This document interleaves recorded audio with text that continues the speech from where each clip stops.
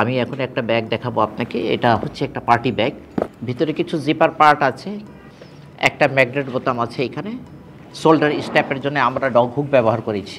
আমি শুরু করছি, প্যাটার্ন থেকে শুরু করছি।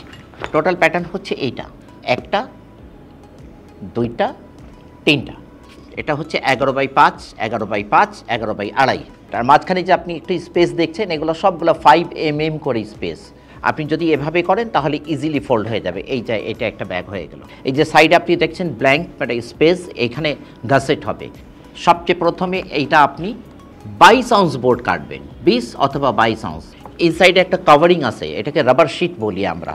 রাবার শিট এই মেজারমেন্টে আপনাকে কেটে নিতে হবে। এইটা দুইটা এবং এইটা একটা। কিভাবে ফিটিং হবে সেটা আমি দেখাচ্ছি আপনাকে।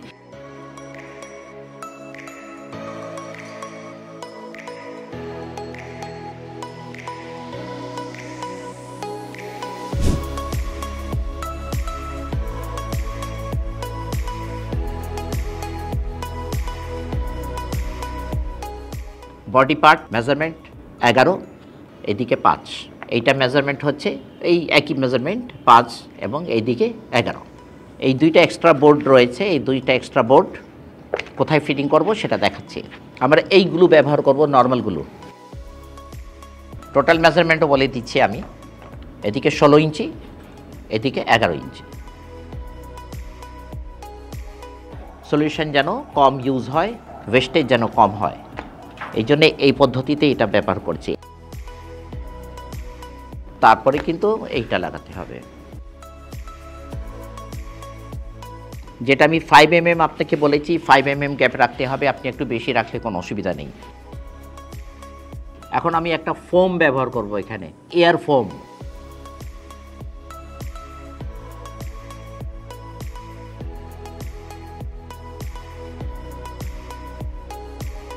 ফোম যদি আমি বের না করি তাহলে কিন্তু আপনার ব্যাগ এরকম করে মাটিতে বসবে না। এখন এই ফোমকে কেটে ফেলতে হবে।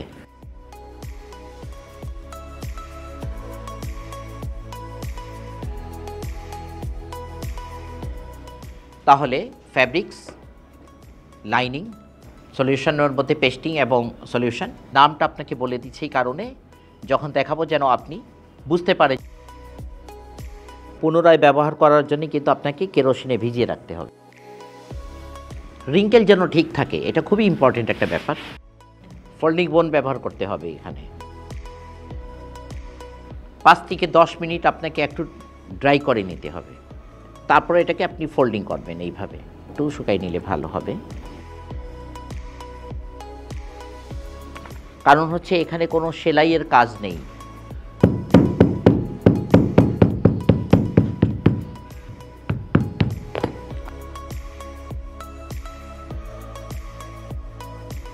আর একটা কাজ করে ফেলি, এটাকে একটু শুকাতে দিই।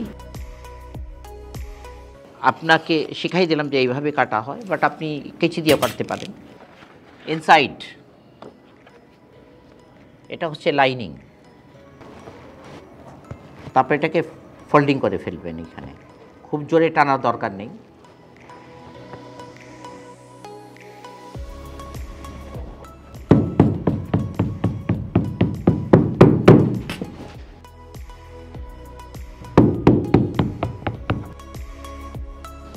এখানে যে ছোট ছোট স্পেস রাখা হয়েছে, যদি না রাখতেন তাহলে এটা কিন্তু এইভাবে ফোল্ড হইতো না।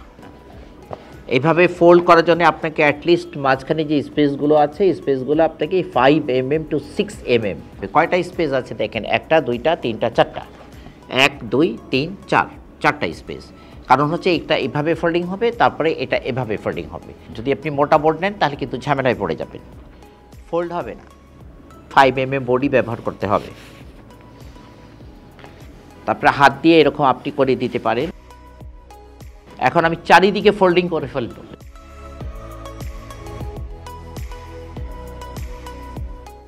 এখানে একটা পকেটের মার্কিং করা হয়েছে, আমরা পকেট লাগাবো এখানে একটা। আপনি পেন্সিল বা সিলভার কলম থেকে আপনি এটাকে মার্কিং করে ফেলবেন এইখানে।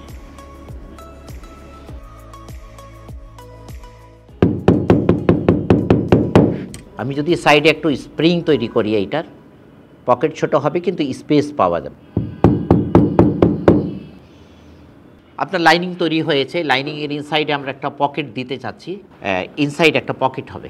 তো পকেট সেলাই করার জন্য আমরা একটু 5 মিনিট সময় নিচ্ছি।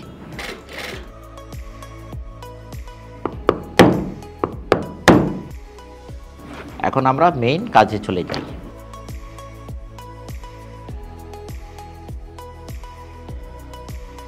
এখানে যেমনটি লাগানো হয়েছিল, এখন বোতামটা কিন্তু আমরা এইখানে লাগাবো। একটা বোতামে আপনাকে ওয়াশার অবশ্যই দিতে হবে।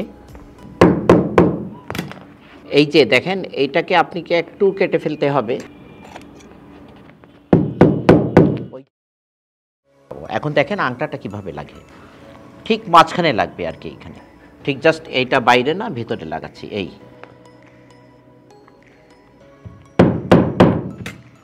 যতটুক সম্ভব ভিতরে আংটাটা ঢুকানো হবে আর কি, যতটুক সম্ভব হবে। তারপরে এটা লাগাচ্ছি।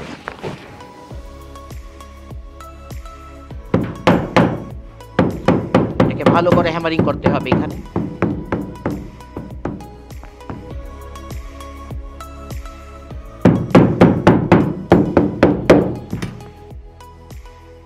এখন সাইডে 2টা গাজেট লাগাইলে হবে। এখন এটা কিভাবে বানাতে হবে সেটা দেখাই দিই।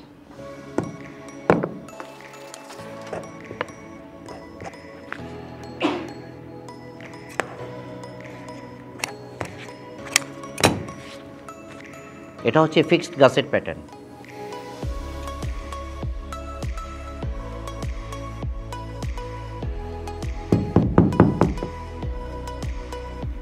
পেস্টিং আসলে 5টা মিনিট না শুকাইলে হয় না। এটা এই সাইডে যেন পেস্টিং না লাগে, এই সাইডে যেন পেস্টিং না লাগে, এটা খেয়াল রাখতে হবে। ফোল্ডিং এইভাবে করতে হবে।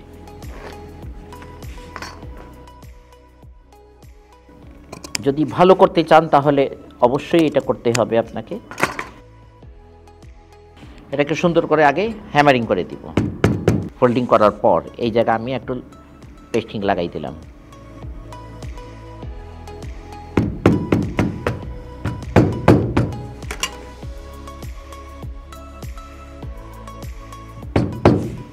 এই বাড়তি অংশটুকু কেটে ফেলতে হবে।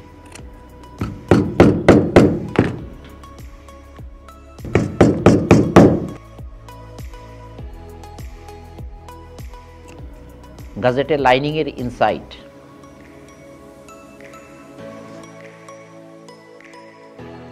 একটু অপেক্ষা করতে হবে।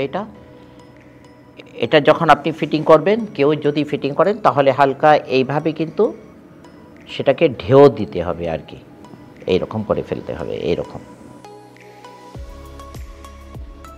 এখানে এটা সেট করতে হবে, ওইখানে ওইটা সেট করতে হবে, আর একটু ভালো করে হ্যামারিং করতে হবে এখানে।